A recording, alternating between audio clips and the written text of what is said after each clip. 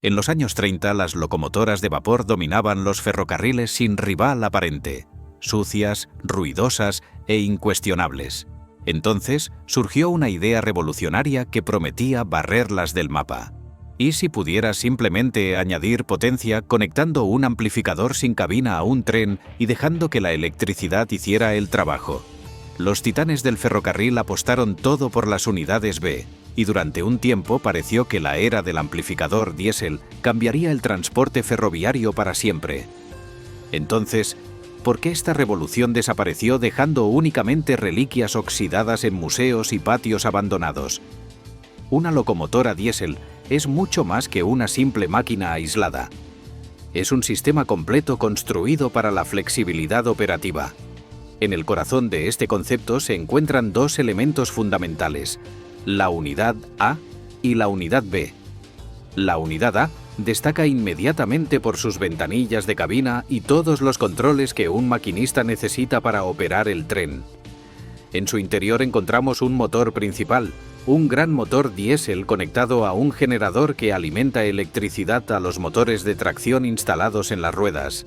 Cada palanca, cada indicador y cada manija de freno está diseñada específicamente para manos humanas que toman decisiones en tiempo real. La unidad B, por el contrario, es un amplificador de potencia despojado de cualquier comodidad para tripulantes, sin cabina, sin ventanas, sin asientos. Su exterior es liso e ininterrumpido, a menudo integrándose perfectamente en el perfil aerodinámico del tren como si fuera simplemente otro vagón más. Pero bajo aquella chapa metálica, la maquinaria resulta casi idéntica a la de la unidad A.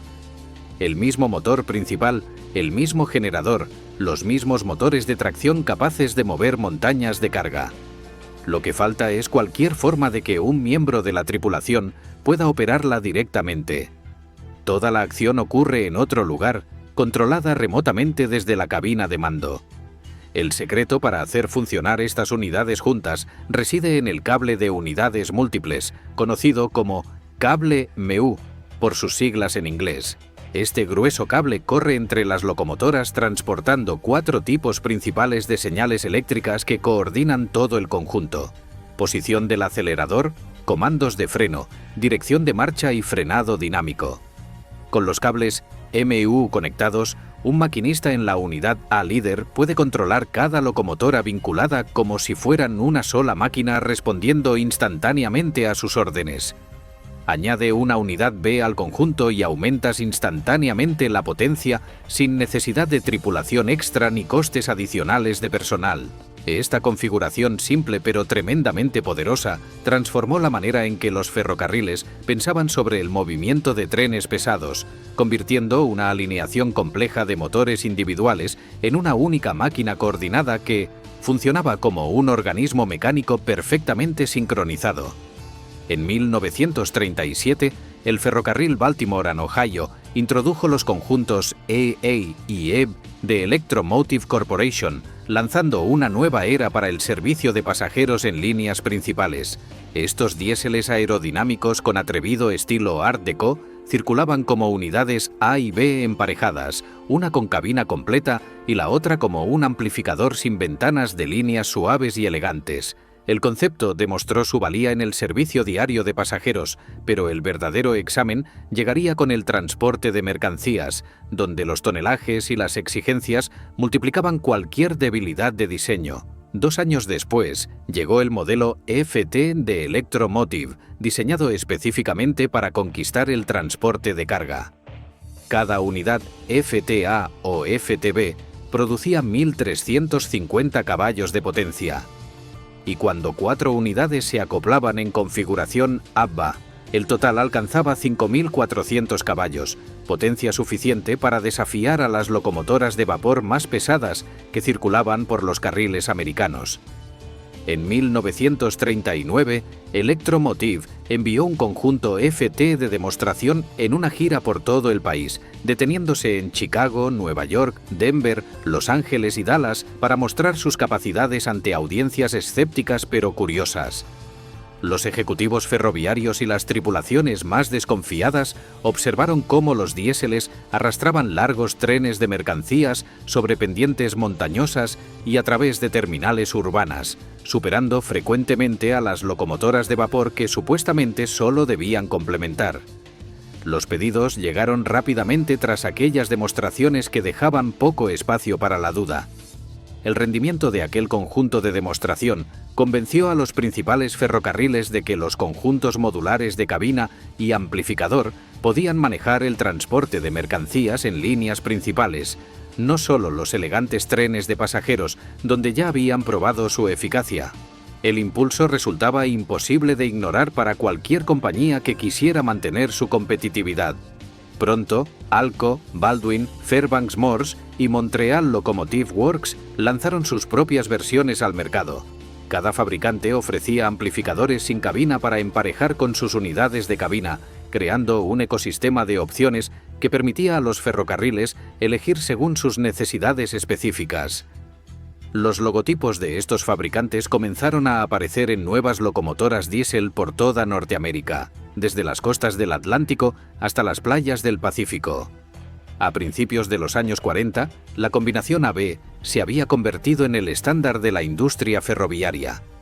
El amplificador ya no era una novedad experimental ni una curiosidad tecnológica. Se había transformado en la columna vertebral del ferrocarril moderno, presente en 1800 en prácticamente todas las operaciones de carga importantes del continente. Pero no todos celebraban la llegada del amplificador diésel con el mismo entusiasmo.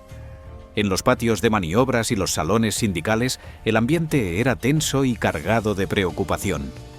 Los periódicos de principios de los años 40 publicaban titulares alarmantes advirtiendo que las locomotoras diésel amenazaban empleos ferroviarios y que los fogoneros enfrentaban despidos masivos mientras los diéseles se multiplicaban por las vías del país. La Hermandad de Fogoneros y Maquinistas de Locomotoras presentó su caso en reuniones y panfletos distribuidos entre los trabajadores, argumentando que cada locomotora, con cabina o sin ella, todavía necesitaba un fogonero entrenado a bordo para garantizar la seguridad de las operaciones.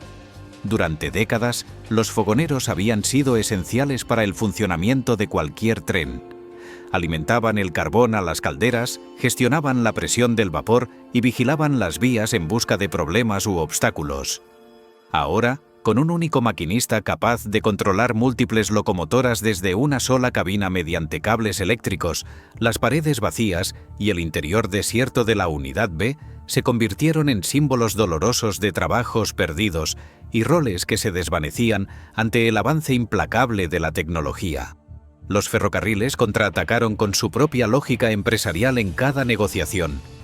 Si una unidad B no tenía cabina, ni controles, ni asiento, ¿por qué pagar por un miembro extra de tripulación que literalmente no tendría dónde sentarse ni nada que operar? En audiencias de arbitraje y negociaciones de contratos colectivos, los abogados de las compañías señalaban el diseño mismo de las unidades B como prueba irrefutable. Sin ventanas, sin sillas, sin razón para que un fogonero viajara a bordo, consumiendo recursos sin aportar valor operativo.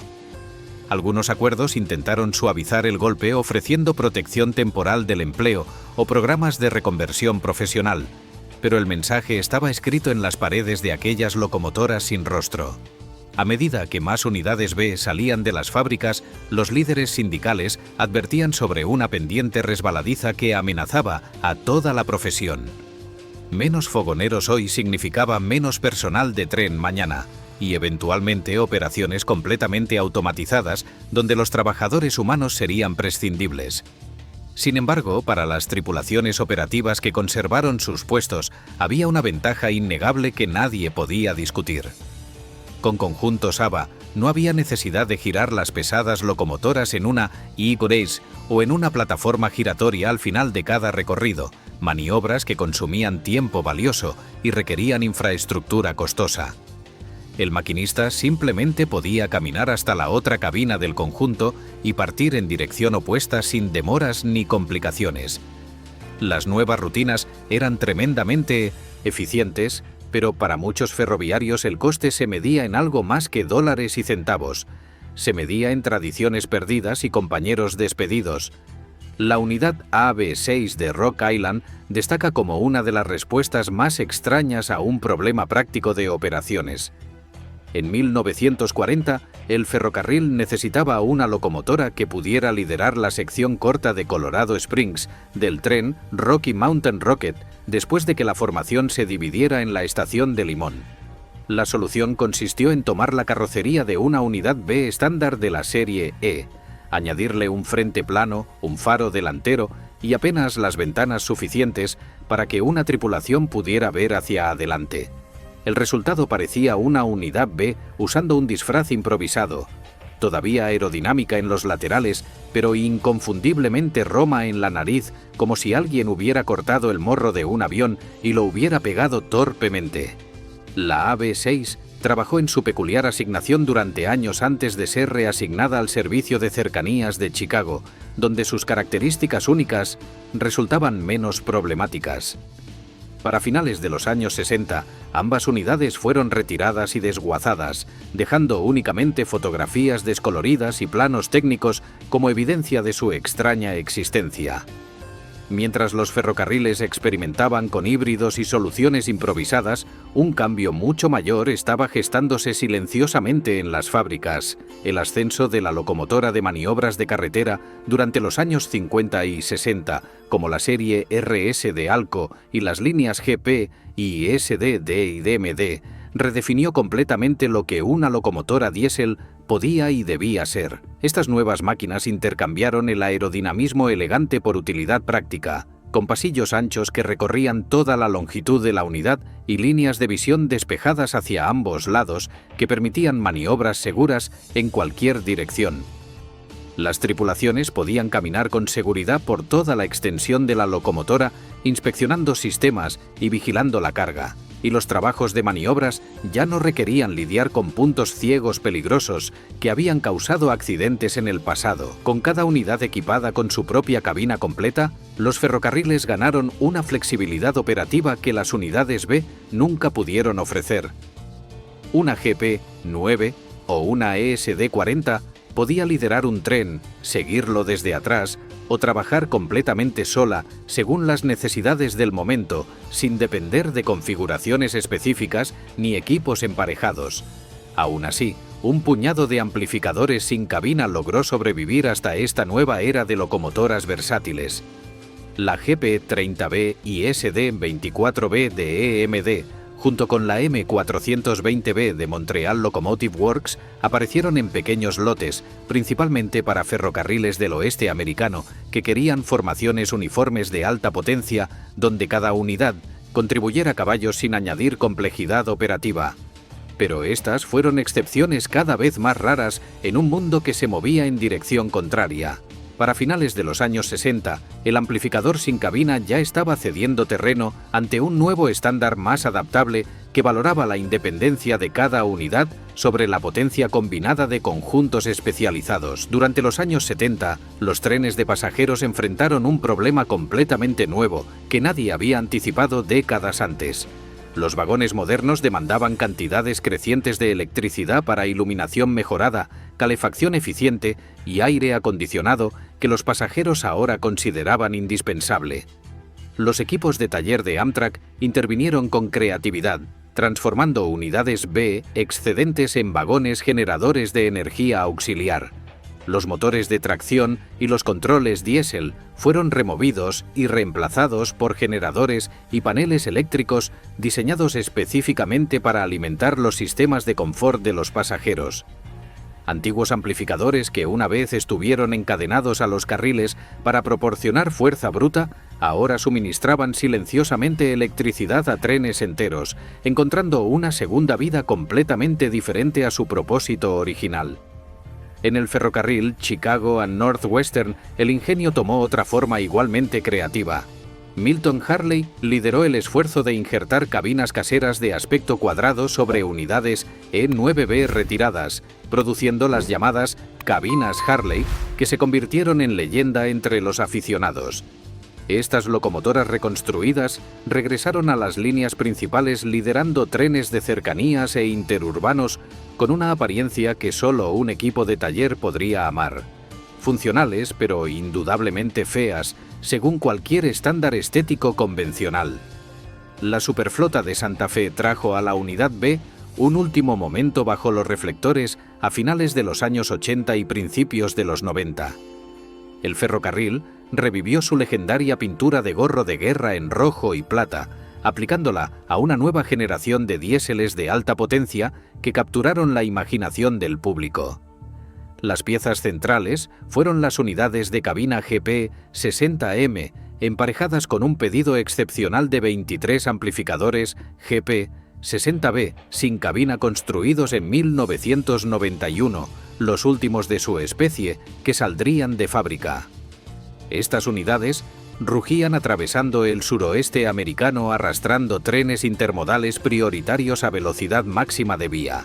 Las locomotoras modernas como las G9 y las EMD SD70 salen de fábrica con 4.000 a 4.400 caballos de potencia en una única unidad autosuficiente, haciendo que la antigua necesidad de amplificadores separados se desvanezca por completo.